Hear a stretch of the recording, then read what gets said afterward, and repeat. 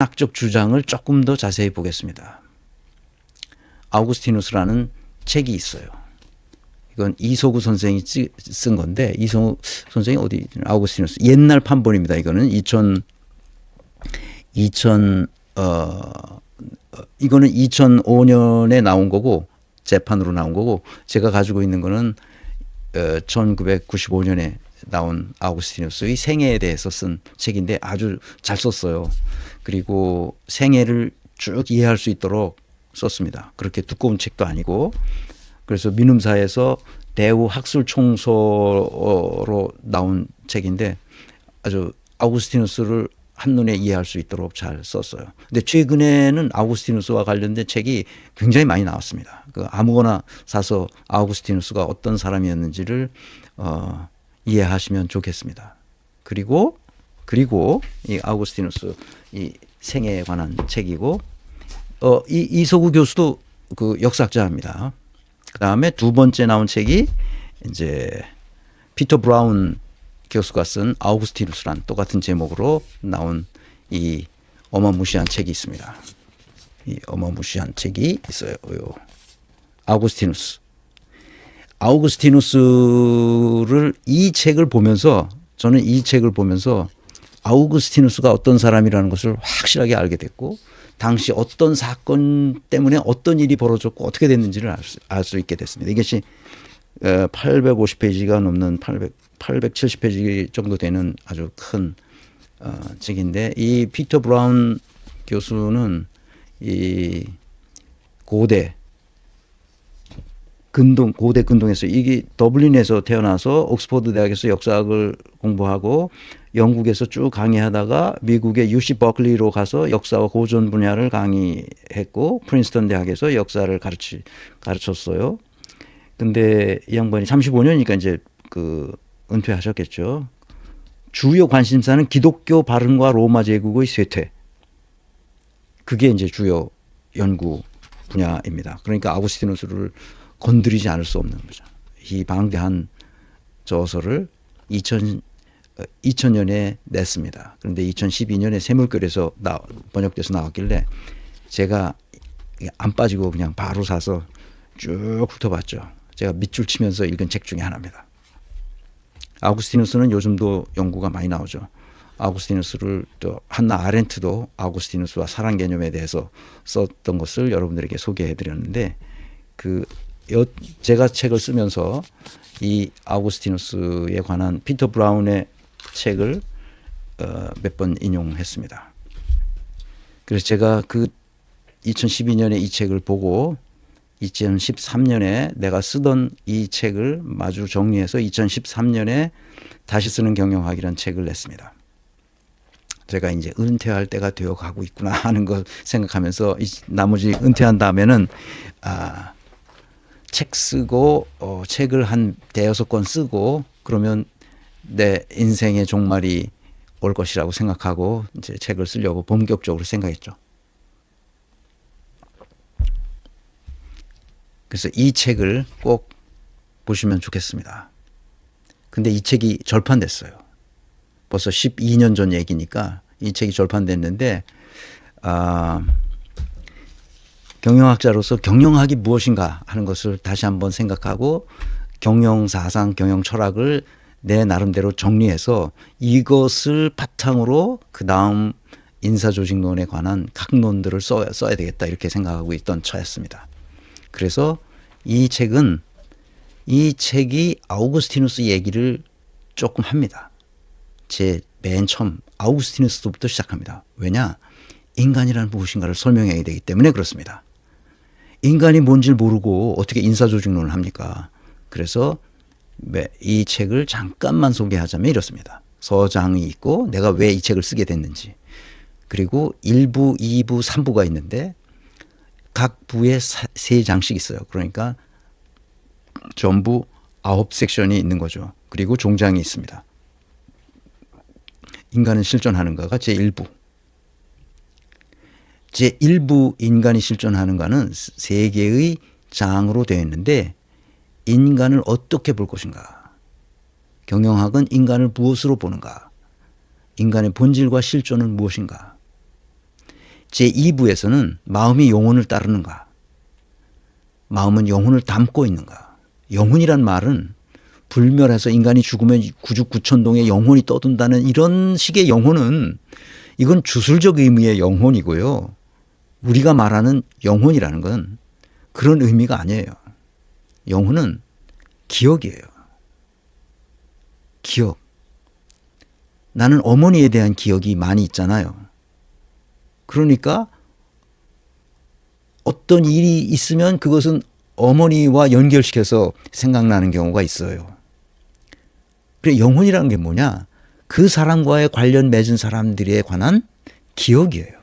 우리 뇌가 그렇게 작동하도록 돼 있어요. 내가 뇌과학도 관심이 많아서 뇌과학이 오늘날까지 오는 동안에 인간을 어떻게 설명하고 인간은 왜 이런 생각을 하고 왜 이런 행동을 하는지는 뇌과학이 대충 다 설명하고 있습니다. 완벽하진 않아도.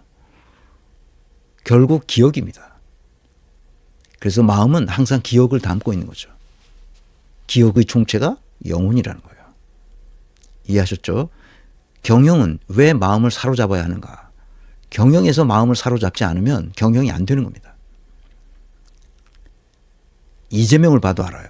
이재명은 자신이 시정 또는 도정, 지금 국회에 와서 당 대표로서 다른 사람의 마음을 사로잡는 행위를 계속하고 그런 말을 계속합니다.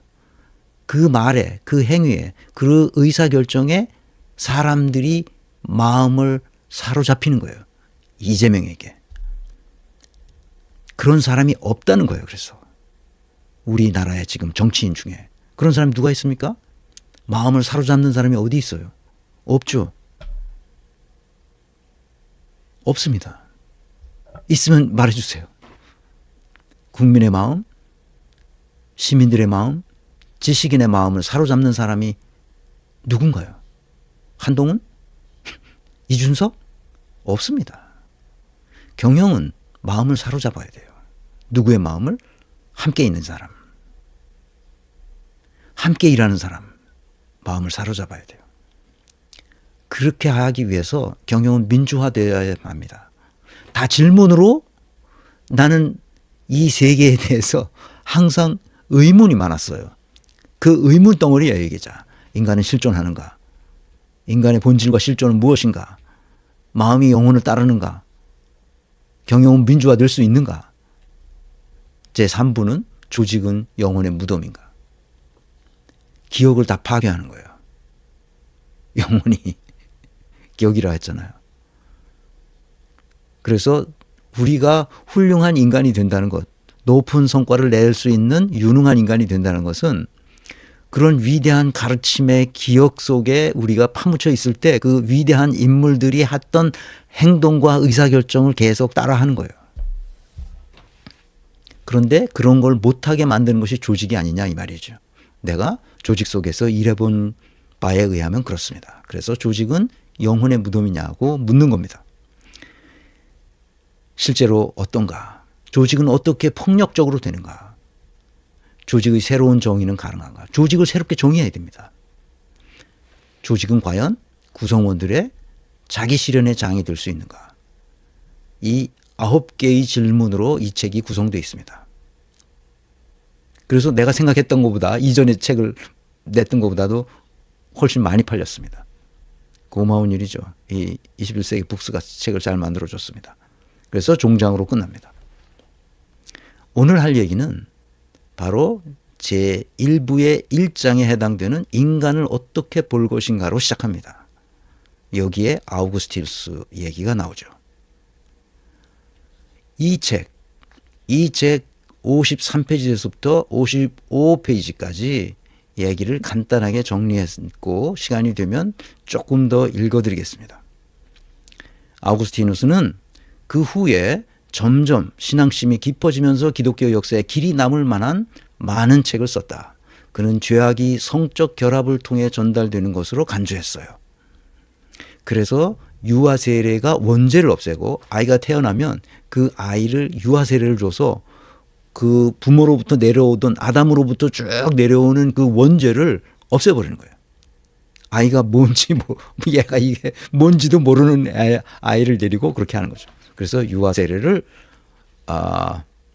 통해서 원죄가 사라지고 신의 은총을 받아들이도록 준비시키는 것을 이론적으로 구체화했습니다. 나아가 그리스 정신을 나타내는 헬레니즘의 플라톤 철학과 유대 기독교의 헤브라이즘 신학을 통합하고자 했습니다. 천상의 세계와 지상의 세계라는 이원론을 가지고 있었죠. 왜? 플라톤 철학은 이원론이니까. 아리스토텔레스 철학과 반대되는 거죠. 그리스도의 성육신, 그리스도가 하나님이라는 거예요. 그래요. 성육신. 육신을, 예수가 구세자로서 육신을 가지고 이 땅에 오셨다는 그 이론입니다. 죄의 근원인 인간의 자유의지. 인간에게서는 자유의지를 발휘하는 것 자체가 죄의 근원이 되므로 인간에게 자유의지가 없다고 말하는 겁니다. 오로지 신의 섭리. 제가 이 강의를 하는 것도 신의 은총이요 신의 섭리였다는 거야. 내가 여기서 손가락을 하나 구부리는 것도 신의 은총과 신의 그 섭리가 아니면 이것이 불가능하다는 거야. 원죄설은 아까 얘기했고요. 구원을 위한 신의 은총. 나중엔 이것이 장 칼뱅에 의해서 예정설로 이렇게 진화하죠. 그 다음에 삼위일체론. 성부와 성자와 성령이 삼위이지만 일체다 이런 거야. 하나다 이거야.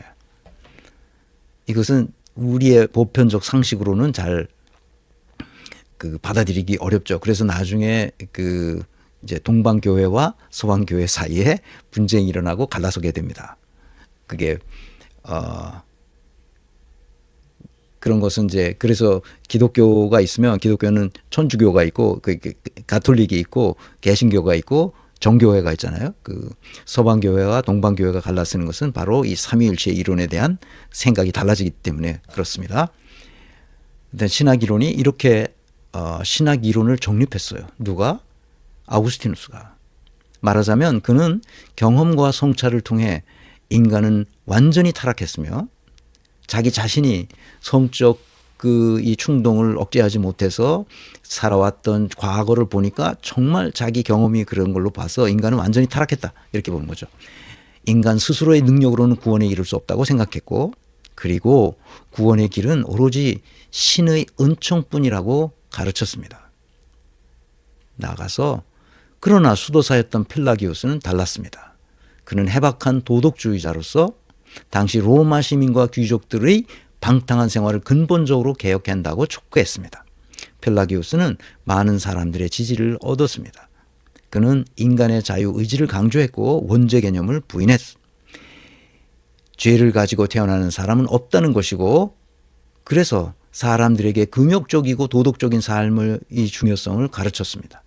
신의 은총이란 인간이 선한 삶을 살아갈 수 있도록 도와주는 것쯤으로 생각했고 그래서 인간은 자기 반성과 성찰을 통한 자기 완성의 자연적 능력을 선천적으로 부여받았다고 주장했죠.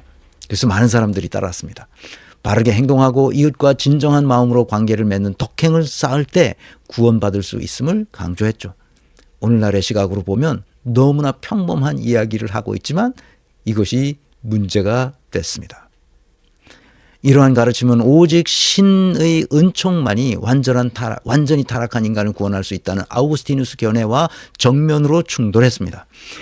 이러한 두 주장 사이에 논쟁은 시간이 갈수록 더욱 격화되어 이 문제를 해결해야 할 필요성이 생겼습니다. 아우구스티누스는 다른 주교들에게도 계속 편지를 보냅니다. 그리고 펠라기우스의 주장이 잘못되었다는 것을 계속 강조하고 그를 경계하라고 이제 얘기를 합니다. 이 사람은 히포가 어디냐면 북아프리카 지중해 안쪽에 있는 북아프리카 지역이었어요. 그러니까 로마나 밀라노와는 많이 떨어져 있었던 거죠. 그러니까 거기서 계속 편지를 보내서 펠라기우스 주장이 잘못됐음을 계속 합니다.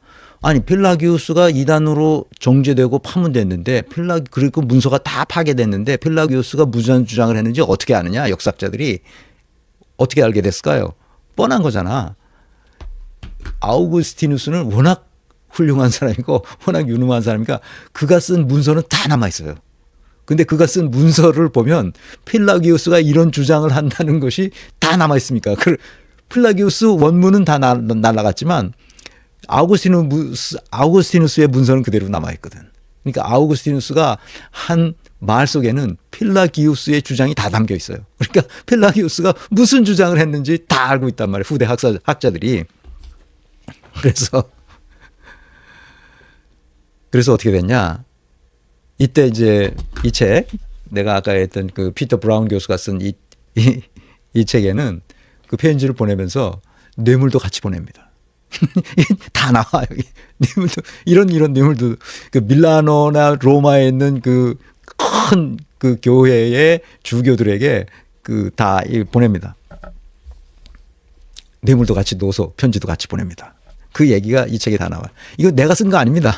이거 내가 이렇게 했지만 그 내 책 보면 이 책을 내 책 이 다시 쓰는 경영학 책에 보면 각 주를 다 깨알같이 다 달아놨어요. 그러니까 각 주도 다 찾아서 그게 출처가 어딘지를 보시기 바랍니다. 아우구스티누스는 성서의 기록들을 신학 이론으로 정립하는 데 탁월한 재주를 보였어요. 그는 방대한 양의 글을 썼고 자신의 이론에 부합하지 않는 다른 견해들을 배척하기 위해서 각종 논증의 글을 쓰기도 했어요. 영향력이 있는 귀족과 부자들 그리고 로마에 있는 주교들에게 편지를 보내기도 하고 문헌으로 남겼어요. 당대 최고의 이론가였죠. 그가 남긴 글이 후대에 더욱 정교화되어서 기독교의 교리로 확정됐어요. 그리고 그것이 전승으로 남아서 기독교가 오늘날까지 오도록 만든 장본인이 아우구스티누스입니다. 기독교인들은 아우구스티누스를 그래서 위대한 인물로 치죠. 성인이라고 말합니다. 예를 들어 아우구스티누스는 원죄설을 부인하던 펠라기우스에게 아담의 죄가 인류에게 연대 책임으로 전달된다는 신비로운 이론을 제시했어요. 아담이 저지른 죄가 바로 연대 책임으로 인류에게 전달된다는 신비로운 이론을 제시했어요. 고대사 전공의 역사가인 피터 브라운 교수가 이렇게 썼어요. 아우구스티누스에 이렇게 썼어요. 어떻게 썼는지 읽어드릴게요. 굉장히 웃기는 이론입니다. 자, 봅시다. 그들이 아담과 하와죠. 금지된 과일을 먹음으로써 하나님께 불복종했을 때 그들은 부끄러움을 알게 되었다. 그들은 성기를 무화과 잎으로 가렸다. 아우구스티누스에게 이것은 충분한 것이었다. 저것이 바로 그것이다. 저것이 최초의 죄가 전해지는 바로 그것이다. 생식기의 통제할 수 없는 자극이 가져오는 수치는 불복종의 죄에 적합한 처벌이다. 상황에 따라서 기민하게 대응했던 아우구스티누스는 성행위로 사정할 때 느끼는 회중의 수치심에 갑자기 호소함으로써 자신의 주장을 명확히 했어요. 이게 설교할 때 그렇게 했단 말이에요. 그 설교가 그 문서로 다 남아있어. 이거는 그 샘물결에서 나온 피터 브라운의 아우구스티누스 그 책을 보시면 549쪽에서 550쪽 보시면 제 책을 보시면 이건 지금 오래돼가지고 지금 21세기 북스에서 그 절판돼가지고 구할 수가 없을 텐데 그 도서관에 가서 꼭이라도 보시고 혹시 이게 중고 서적으로 나온 게 있으면 한번 꼭 구입해서 보시기를 바랍니다. 이제 언젠가 이제 요즘은 시간이 나서 이것저것 하는 게 많아서 이거를 증보판을 좀 내야 되는데 이 이론은 내가 쓴 내용은 다시 고칠 게 없어요.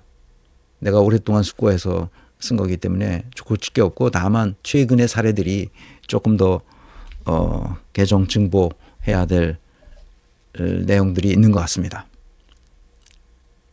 꼭 여기서는 그 일부만 읽어드리는 거니까 꼭 보시기를 바랍니다.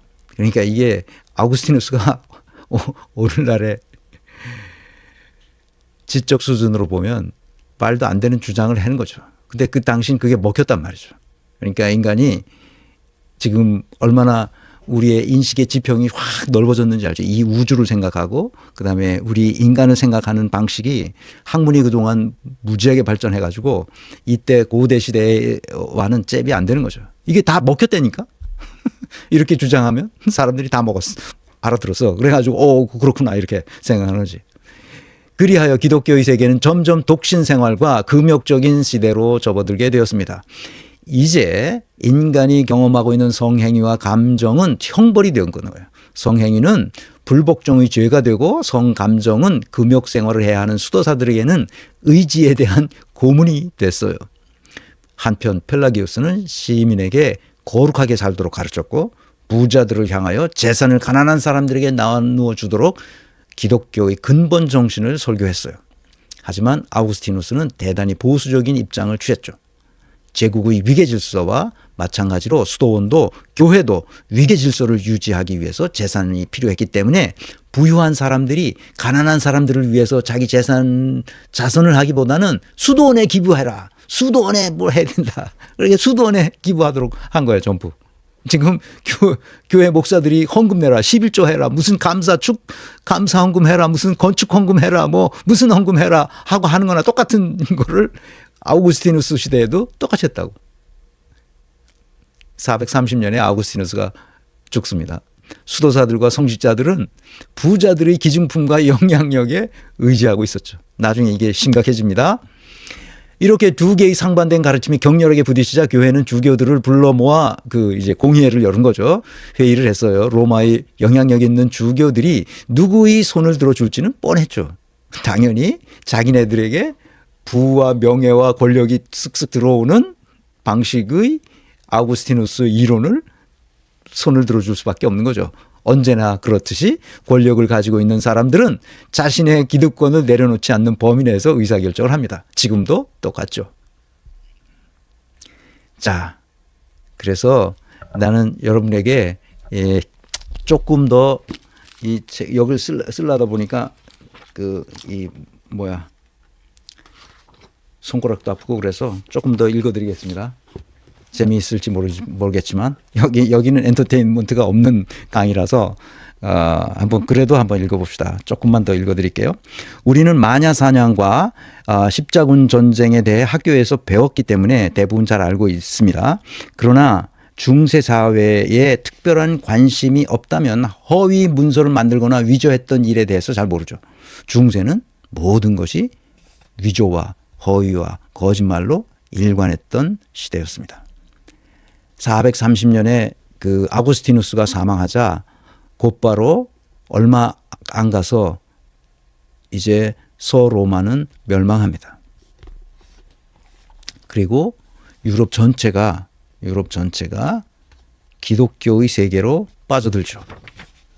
그래서 마녀사냥도 일어나고 그다음에 십자군 전쟁도 일어납니다.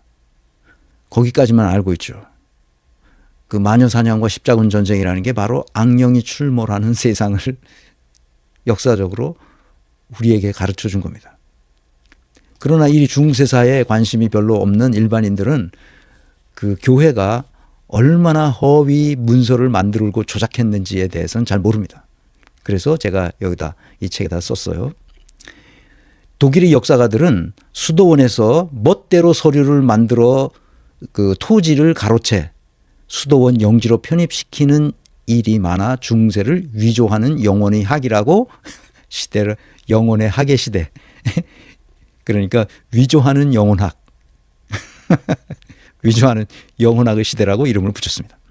이런 식으로 성직자들이 문서를 위조했고 황제의 권한을 빼앗아 위세를 부렸다. 황제의 권한은 어떻게 빼앗았느냐? 이렇게 오늘의 시각으로 보면 황당하기 짝이 없는 위조 사건들은 거의 일상적으로 일어났다. 이 중에서도 가장 중요한 것은 콘스탄티누스, 그 황제였잖아요. 대제. 콘스탄티누스의 기진장이다. 기진장이란 뭐냐면 영어로 말하면 도네이션 문서예요. 도네이션 문서. 도네이션 도큐멘트가 있어요. 그래서 그게 콘스탄틴 그러니까 도네이션 오브 콘스탄틴이라는 그 문서를 만들었는데 그게 가짜 문서야. 그런데 이것은 4세기 그 기독교를 국교로 공인한 콘스탄티누스 황제가 죽기 전에 자신의 신앙 고백과 함께 세속적인 통치 권한을 교황에게 기증한다. 그 콘스탄틴 황제가 나의 모든 권한을 다 어디다 넘긴다는 거야? 교황에게 넘긴다는 4세기에 만들어진 그 콘스탄티누스가 황제로서 죽기 전에 그렇게 교황에게 넘긴다는 도네이션 한다는 그 문서를 만들었어요. 근데 그게 가짜 문서죠. 근데 이 가짜 문서는 8세기경에 만들어져서 그 후에 8세기에 만들었는데 그걸 가짜로 그런데 만드는데 그게 4세기 문서라고 이제 쓴 거지. 그래서 다른 황제들이 교황한테 무릎을 꿇고 그 수업 그걸 받는 거야 다. 어? 그 인정을 받는 거지. 지금 재판권이 헌법재판관이 마은혁 재판관이 지금 최상목이한테 지금 걸려가지고 거기서 그 재판관으로 임명이 안 되고 있잖아. 지금 그러니까 엉터리로 해석할 수 있도록 문서를 만들어 가지고 그걸 가지고 지금 시비를 붙고 있잖아. 우리나라도 여기야 여기 그 얘기를 지금 하는 거야. 근데 이놈들은 이 8세기의 이놈들은 4세기 문서를 400년 전 문서를 자기네가 위조를 해가지고 그래서 교황이 황제보다도 더 높은 지위다. 그래서 황제는 교황이 말을 들어야 된다. 지금 그 얘기를 하려는 게 이 가짜 문서는 8세기에 만들어서 그 후에 교황권을 확립하는 데 결정적인 역할을 해왔다. 중세에는 이렇게 성직자들에 의해 지속적이며 광범위하게 허위 문서들이 만들어졌고 날조와 위조가 보편화되어 있었다. 놀라운 것은 이런 허구와 전설들이 중세에 사는 사람들에게 실질적으로 작용했다. 그러니까 지금 우리 검찰이 하는 짓이나 똑같은 것을 중세에도 했단 말이야. 증거가 저 사람을 잡아 족쳐야 되는데 증거가 없어. 그럼 증거를 만들어내잖아 얘네들이 검찰 애들이. 그래서 내가 검찰을 범죄 집단이라는 거 아니야. 그러니까 역사가들이 중세를 암흑의 시대라고 말한 것은 이런 일들이 성직자들에 의해서 일어났다는 거야. 지속적으로 일어났다는 거야. 그래서 1929년 노벨 문학상을 받은 소설가 토마스 만은 이렇게 말했어요. 세계가 그것을 인정하기만 하면 그것은 세계 속에서 현실이 되었다. 어떻게 그렇게 될 수 있는가? 설화들이 세계가 인정하면 진실이 되고 신화, 동화, 위조, 거짓이 역사적 현실의 토대가 될 수 있다는 말인가? 그렇다면 그것은 역겨운 문학이자 폭력의 문학이다.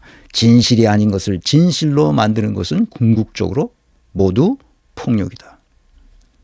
지금 우리 사회는 검찰에 의한 국가폭력 상태를 경험하고 있는 겁니다. 증거가 없어? 그럼 증거를 만들면 돼. 지금 이 짓을 하고 있는 거야, 검찰이. 중세의 성직자들은 자신들이 폭력을 행사한다고 생각하지 못했을 것이다. 오직 영혼의 구원을 위해 신에 대한 믿음과 충성심에서 그런 짓을 저질렀을 것이다. 그들은 아마도 이렇게 생각했을 것이다. 신이 내려준 진리가 승리하도록 우리가 도우려고 했는데 위조와 날조가 뭐 그리 대수란 말인가. 왜냐하면 신이 진리잖아. 그 진리가 승리하도록 우리가 신을 도와주고 있는데 인간이. 근데 그게 왜 나쁜 거야. 우리가 신을 돕고 있잖아. 우리가 하나님을 돕고 있다고. 하나님이 그걸 원하시는 거 아니겠어? 그러니까 우리가 이 일을 해야지. 지금 그러고 있는 거야. 그렇다. 우주여행을 할 수 있을 정도로 이성이 발달한 21세기 관점에서 보면 정말 있을 수도 없는 황당한 일들이 중세에는 너무나 당연하게 받아들여진 것이다. 여기까지만 읽읍시다.